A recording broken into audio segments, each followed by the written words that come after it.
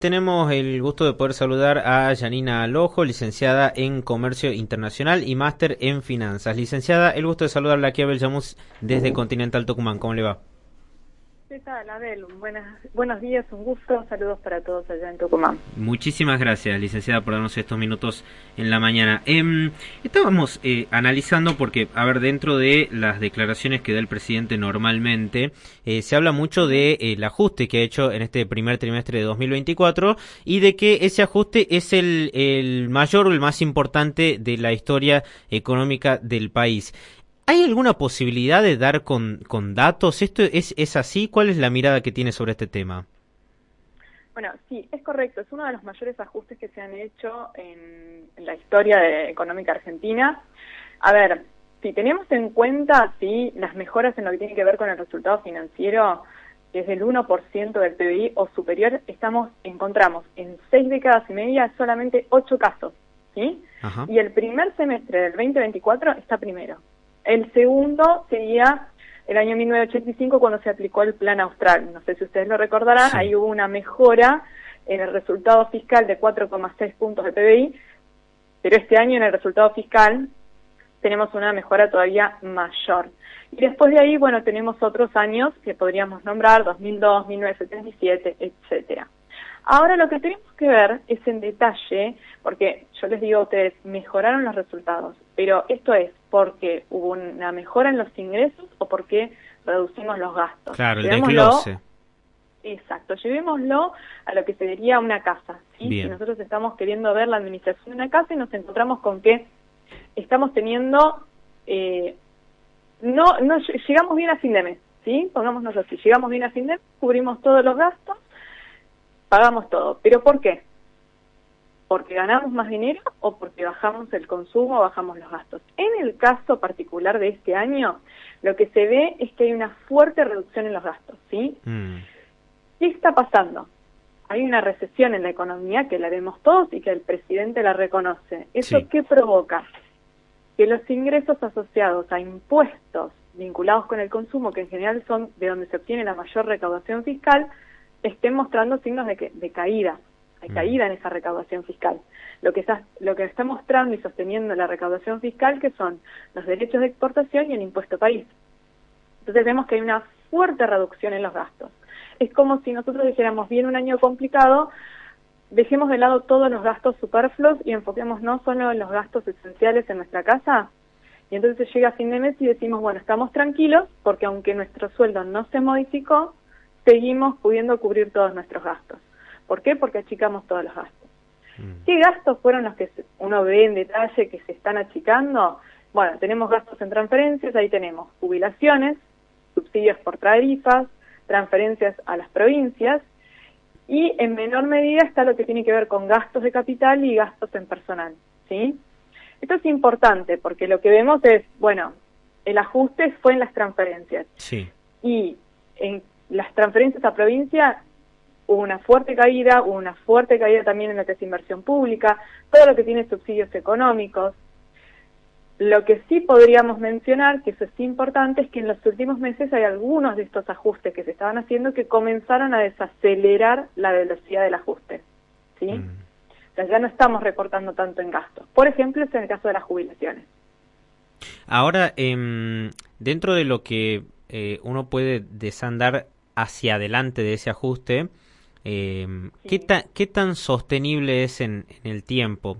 A ver, en un momento pensábamos también de que el ajuste que se inició allá por diciembre o por enero no duraba ni 2 o 3 meses por lo fuerte que era, pero estamos en agosto y esto continúa.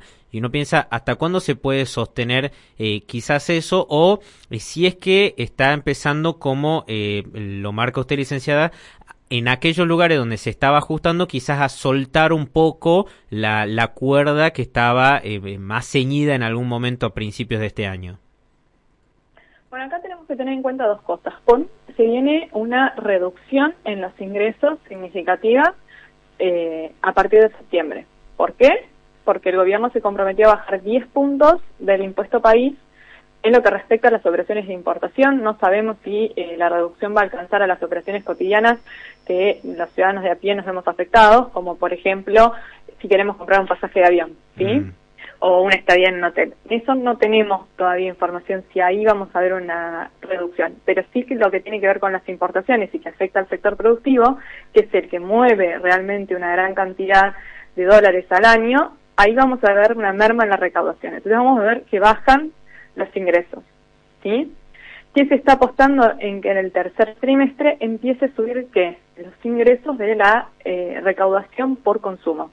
Se está apostando a que empecemos poco a poco a ver la recuperación económica.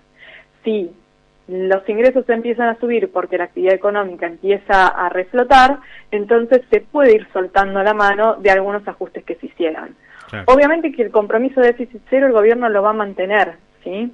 Pero ya empezamos a ver algunos compromisos que se están asumiendo, no solo con esto de la quita del impuesto país, sino, por ejemplo, que se va a reactivar obra pública, que tenía ya más de un 50% de avance, que eso es importante. ¿Por qué? Porque no se puede sostener la economía no puede sostenerse mucho tiempo más sin obra pública, más allá de que la obra pública brinda empleo y reactiva la economía, sino porque se necesita terminar obras de infraestructura para que la economía siga también fluyendo. Y Argentina tiene una deuda muy grande en infraestructura, más en el interior del país, que hay que solucionar. Entonces, una de las cosas que probablemente veamos es que se reactive la obra pública desde ese punto de vista. ¿Cuánto se puede sostener el ajuste? Y bueno, va a depender de cómo vayan evolucionando ciertos factores, desde la recaudación. Ahora tenemos próximamente van a empezar a ingresar todo lo que tiene que ver con los fondos por el cobro de impuestos a las ganancias y bienes personales, sí. No solo de las personas, sino de las empresas, que es donde viene fuerte la recaudación. Entonces, a medida que los ingresos empiecen a incrementar, el gobierno va a tener más margen para gastar. La idea del gobierno es no gasto más de lo que tengo.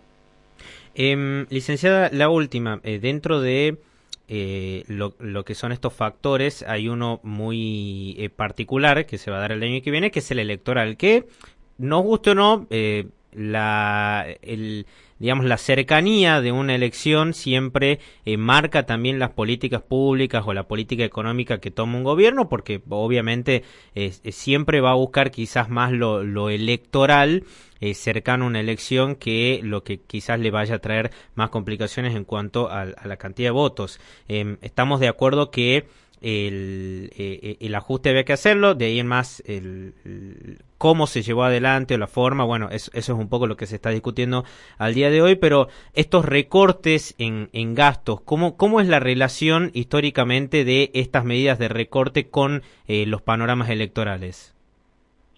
Y obviamente que de acá a probablemente diciembre, marzo, la economía va a tener que empezar a dar resultados o mostrar resultados positivos para que el humor social pueda seguir acompañando esta situación de recorte, como bien vos lo dijiste, y de cara a las elecciones no perjudique al gobierno.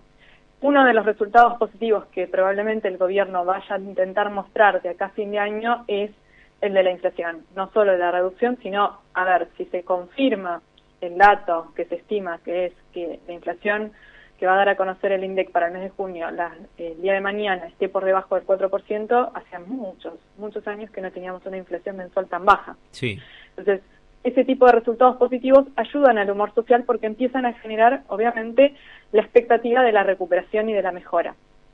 Claro, eso, hay un punto clave que quizás algunos marcan es, bueno, esa inflación se mantiene porque también se están manteniendo los dólares financieros porque el gobierno está interviniendo en el mercado. El tema es que si vuelve a tener reservas negativas, bueno, ¿qué es lo que va a pasar con eso de acá en adelante?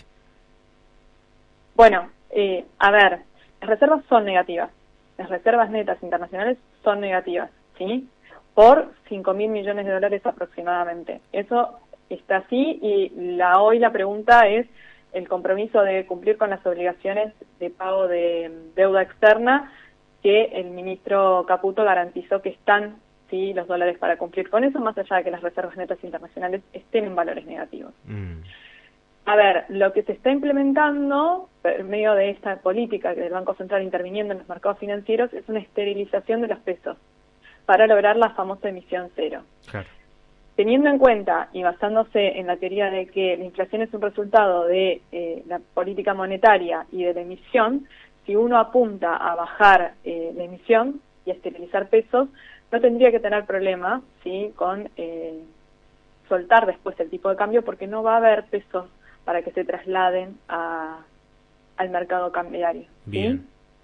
Es eso la cuestión. O sea, antes de liberar los tipos de cambio y que volvamos a salir de este famoso cepo como se conoce, primero hay que nivelar la base monetaria.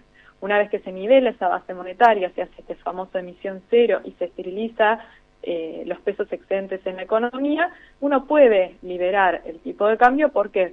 Porque se espera que no haya un salto abrupto. Si uno no lo hiciera de esa manera controlada, lo que tendrías es lo que vos decís, un salto en el tipo de cambio, y automáticamente eso se traslada a precios y obviamente tenemos de nuevo una escalada inflacionaria.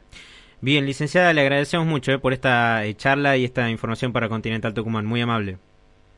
No, por favor, gracias a ustedes. Un placer y un saludo para todos allá en Tucumán. Igualmente, que tenga buen día. Yanina Lojo, licenciada en Comercio Internacional, máster en Finanzas. Hablando primero un poco de lo que se está analizando por estos días también desde muchas consultoras, que ¿es o no el mayor ajuste de la historia el que ha hecho Milei en la Argentina? Sí, la respuesta es sí, porque el plan austral, que era el que mayor habíamos visto, al menos en la historia económica reciente de nuestro país, dio alrededor de un 4% del PBI. El de Milei ha superado el 5%. Obviamente que de ahí en más, un poco lo que planteaba también la licenciada es desglosar, ¿no? ¿Qué es lo que pasó? Bueno, ¿por qué hoy Argentina tiene este resultado? Bueno, precisamente porque se recortó en materia de transferencias a las provincias. Cuando hablamos de transferencias a las provincias hablamos de salud y educación, que son dos temas muy importantes. También se recortó en lo que respecta a las jubilaciones, que es otro tema muy importante también. Entonces, en el envío de alimentos y demás. Entonces, a ver, si uno lo desglosa, dice, bueno, en realidad lo que está pasando es que se está incumpliendo con políticas públicas que son necesarias justamente en un momento de crisis.